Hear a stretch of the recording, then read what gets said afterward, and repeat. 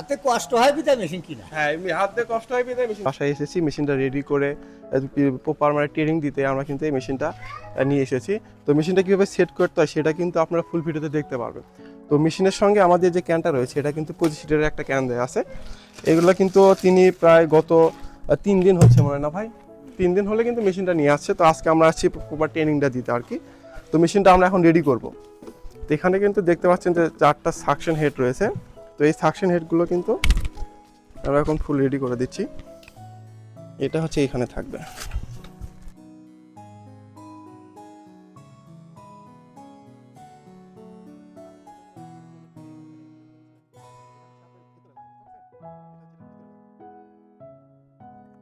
এটা হচ্ছে আর ভিতরে লাগবে।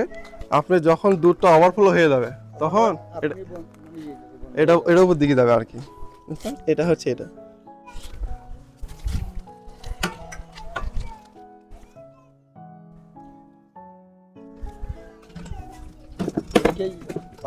এটা হচ্ছে আপনার যে নজল যে পাইপগুলো রয়েছে এগুলো পরিষ্কার করার জন্য আর কি। এখন মেশিনটা এই সাদা একটা নিয়েছিল, সাদা ওখানে লাগাইছেন। এটাতে আপনার অয়েল দেওয়া লাগবে। এটার হচ্ছে 2টা ভ্যারিয়েন্ট হয় বুঝছেন, একটা হচ্ছে ড্রাই, একটা হচ্ছে অয়েল। যেটা ড্রাই হয় সেটা হচ্ছে শুকনো হয়, ওটা সাউন্ড হয় বেশি। হ্যাঁ হ্যাঁ, ওটা আপনি 2-4 দিন চালালে বসে যাবে।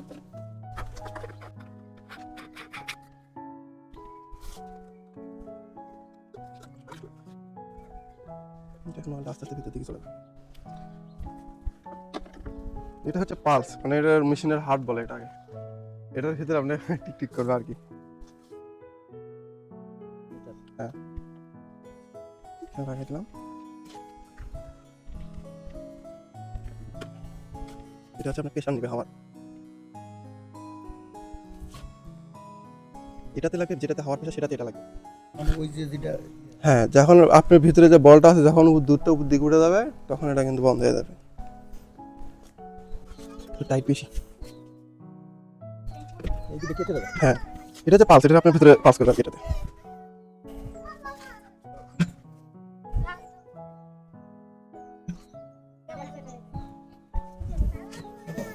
এটা হচ্ছে আপনার মোটরের যে ভালভ, এটা আপনি হাত দিবেন না, মানে এটা প্রেশার অ্যাডজাস্ট করে এটা সবসময় এভাবে রাখতে হয়। ওটা হাত দিলে আপনার প্রেশারটা এলোমেলো হয়ে যাবে, বুঝছেন তো না? আর এখানে হচ্ছে নজেল। নজেল প্রেশার নেওয়ার আগে এখানে যে ভালভটা দেখতে পাচ্ছেন এখানে, এটা এটা এটা দিলে হচ্ছে আপনার দুধের ভালভটা অন থাকবে। সর্বপ্রথম আপনাকে এটাকে অফ করে দিয়ে এটা এইভাবে রাখতে হবে। অফ হলে অফ করে রাখে এইভাবে রাখতে হবে। এইভাবে রাখলে কি হবে, ভাঁজ হয়ে গেলে আপনার ভিতরে এখন প্রেশারটা নিবে। নেবে না আর কি। হ্যাঁ, হাওয়া নিবে না।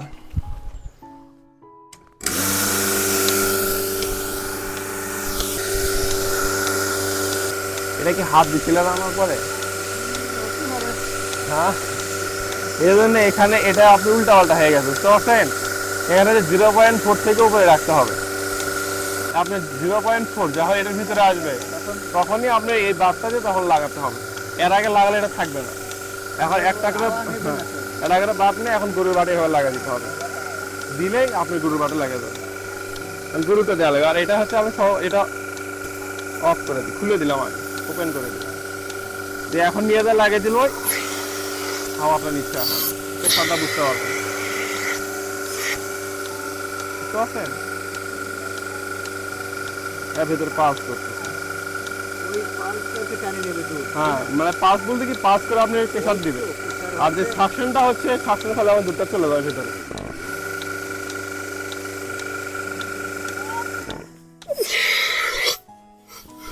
আমাদের মানে একটা দুয়ালিও আছে, এটা কোনো রাখছে। হ্যাঁ, দুধ না দোয়ালে তো বুঝতে পারবেন না। মানে খামারে নিয়ে যা একটা গরু থেকে দন করি তাহলে বুঝতে পারবেন। তো দুধ দহন করার পূর্বে আপনাকে সবসময় খেয়াল রাখতে হবে যে মিটারটা রয়েছে, মিটারে সবসময় 0.4 থেকে যাতে মাঝামাঝিটা থাকে, না থাকলে কিন্তু আপনার সাকশনের যখন লাগাবেন তখন কিন্তু গরুর বাট থেকে খুলে পড়ে যাবে। তো মেশিন বাটে লাগানোর আগে এটা সবসময় খেয়াল রাখতে হবে। তো এটা খেয়াল রেখে কিন্তু তিনি আসলে গরুর বাটে নজলগুলো লাগিয়ে দিচ্ছে এবং খুব সুন্দরভাবে কিন্তু গরুর বাটে সাকশন হেডগুলো লাগিয়ে গেল। তো আমরা কিন্তু প্রতিনিয়ত চেষ্টা করি আপনাদের প্রত্যেকটা মেশিনে নতুনত্ব কিছু দেওয়ার জন্য। আমাদের এফআরের যে সাকশন হেডগুলো দেখতে পাচ্ছেন, এগুলো কিন্তু প্লাস্টিকের এবং হাই কোয়ালিটি প্লাস্টিক দিয়ে কিন্তু পানি কালার একটা শেপ দেওয়া হয়েছে, যাতে আপনারা যেভাবে পালস করতেছে এটাকে যাতে দেখতে পান আর কি। তো আপনারা দেখতে পাচ্ছেন যে কি কত সুন্দরভাবে কিন্তু দুধ গরুর বাট থেকে কিন্তু দুধগুলো চলে আসতেছে আমাদের এই মেশিনে। তো এটা জাস্ট কিন্তু আমরা প্রথমে একটা ট্রায়াল দিয়েছিলাম একটা গরুতে। এই গরুর কিন্তু বিকালে দুধ হয় মনে হয় যতদূর সময় আমরা শুনেছিলাম 3 লিটার। তো 3 লিটার দুধ দহন করতে আমাদের ম্যাক্সিমাম সময় লেগেছিল 2 থেকে আড়াই মিনিট। 2 থেকে আড়াই মিনিটের ভিতরে কিন্তু যে প্রপার দুধটা চলে আসার কথা সেটা কিন্তু চলে আসছিল। তো আপনারা কিন্তু দেখতে পাচ্ছেন যে কত সুন্দরভাবে কিন্তু দুধগুলো চলে আসতেছে, এবং যে পালস রেট, এই মেশিনগুলোর আসলে পালস রেটের কারণেই কিন্তু এত ভালো, এবং শাসনের কারণে আপনারা দেখতে পাচ্ছেন যে কত সুন্দরভাবে কিন্তু ভেতরে পালস করতেছে। তো এই পালসটার কারণে কিন্তু আপনার গরুতে কোনো ব্যথা অনুভব করবে না বা গরু নড়াচড়া করবে না। দেখেন আমরা যতক্ষণ ধরে দুধ দহন করতেছি একবারও কিন্তু গরু পা নাড়ায়নি, কেননা আপনার গরু কিন্তু বুঝতে পারতেছে ভেতরে কিন্তু একটা মানে মেসেজ হচ্ছে আর কি, এটাকে মেসেজ বলে। যখন দুধ দহন করা হয় তখন আসলে গরুর বাটে একটা মেসেজ তৈরি হয়। আর আমরা যখন হাতে দুধ দহন করি তখন কিন্তু গরু খুব কষ্ট অনুভব করেন, কারণ হাত দিয়ে কিন্তু আপনারা প্রতি বাটে প্রায় 5 থেকে 8 কেজির মতো কিন্তু প্রেশার দিয়ে কিন্তু আপনারা দুধ দহন করেন। আর মেশিন দিয়ে কিন্তু আসলে মেশিন পালস করে করে গরুর একটা মানে বাটে মেসেজ করে করে কিন্তু দুধগুলো চলে আসে, সেটা কিন্তু আপনারা এখানে দেখতেই পারতেছেন। তো গরুটাও কিন্তু খুব আরাম বোধ করতেছে। কথা বলতে বলতে কিন্তু আমাদের দুধ দহন করা প্রায় শেষ। তো এখন এটা বাটটা আপনারা কীভাবে গরুর বাট থেকে সাকশন হেডগুলো খুলবেন।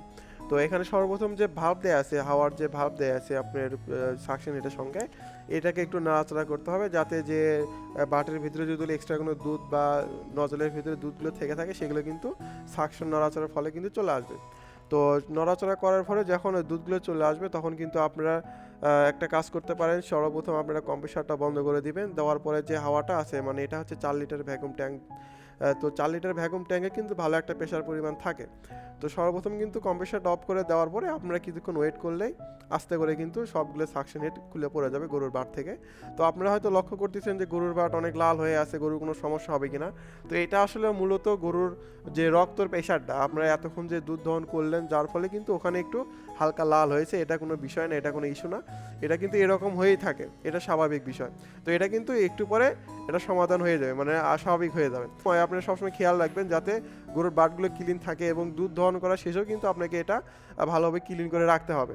তো এখানে দেখতে পাচ্ছেন আমাদের জারে কিন্তু সবগুলো দুধ চলে আছে। তো আমরা এখানে প্রায় 3 লিটার দুধ হয় গরুর। তো আমরা এখান থেকে 2.5 লিটার দুধ পাইছিলাম এই মুহূর্তে আমরা দুধ দহন করে। তো আসলে যে ক্যানটা ইউজ করেছি এটা হচ্ছে অ্যালুমিনিয়াম ফাইবারের। এটা আপনি পড়ে গেলে বা কোথাও থেকে যদি গরু লাথি দাও সেই ক্ষেত্রে কিন্তু ভাঙবে না, প্লাস এটা অনেকটা হালকাই, মানে হালকার ফলে আপনারা কিন্তু খুব অনায়াসে এটা যে কোনো জায়গাতে ক্যারিও করতে পারবেন ক্যান হিসেবে। প্রথম দুধ দহন করার ক্ষেত্রে আপনি হয়তো বা কিছুটা দুধ কম পাবেন। তো এটা স্বাভাবিক হয়ে যাবে, প্রায় 10 থেকে 12 দিনের মাথায় কিন্তু সবগুলো দুধ আপনার মেশিন দিয়ে দহন করতে পারবেন। জাস্ট কি একটু সময়ের অপেক্ষা করতে হবে, কারণ গরুর সাথে মেশিনটা অ্যাডজাস্ট হতে কিছুটা সময়ের দরকার হয়। তো সুপ্রিয় দর্শক মণ্ডলী, দেখলেন যে মেশিনটা কীভাবে প্রপার রেডি করে। তিনি কিন্তু অনেকে ইউটিউবে দেখছেন ভিডিওটা, সেজন্য কিন্তু ওনার কাছে বোঝার লাগেনি, তিনি কিন্তু অলরেডি কিন্তু মেশিন ইউজ করে অভ্যস্ত আর কি। তো ভাইয়ের কাছ থেকে শুনবো আসলে মেশিনটা কেমন লাগলো এবং মেশিনতে দুধ দহন করবো তার অভিজ্ঞতাটা কেমন। ভাই মেশিনটাতে দুধ দহন করা কেমন লাগতেছে? এখন শুরু তো মানে নেটে ফেটে যা দেখছি তাতে তো দেখি মানে ভালো, যেরকম দেখছেন সেরকম সেরকমই পাইছি আর কি। হ্যাঁ, আর মেশিনের সঙ্গে কিন্তু 1 বছর সার্ভিস ওয়ারেন্টি আছে, যে কোনো সমস্যা সেটা আমাদের কিন্তু বলবেন। আর মেশিনটা যে কাজটা করলেন আপনি কতক্ষণ সময় লাগলো আর কি? হাত দিয়ে দহন করা ভালো না মেশিন দিয়ে দহন করা ভালো? হাতে কষ্ট হয় ভিটামিন 2 ঘন্টা কিন্তু এখানেই চলে যায়। এখন মেশিন দিয়ে দহন করলে কিন্তু এই সময়টা কিন্তু কমে আসবে অনেক। কষ্টের তো নেই করা সব। হ্যাঁ, এতে যা দেখছি আমি এখন তো নেটে এরকমই তো পাইছেন আর কি। হ্যাঁ, তো ইনশাআল্লাহ ভাইয়ের জন্য সবাই দোয়া করবেন যাতে খাবারটা আরো বড় হয়ে যায়। তো মেশিনটা নিয়ে কিন্তু ভাইরাও কিন্তু অনেক সন্তুষ্ট। তো এই মেশিনগুলো কিন্তু আমাদের কাছে বিভিন্ন ভেরিয়েন্টের অ্যাভেলেবেল আছে, আপনারা চাইলে কিন্তু এই মেশিনগুলো আমাদের কাছ থেকে নিতে পারেন। আর আমাদের অফিসটার ঠিকানাটা হচ্ছে বগুড়া রেল স্টেশনের সামনে, আপনারা চাইলে আমাদের অফিসে এসেও মেশিনগুলো নিতে পারেন। আসসালামু আলাইকুম।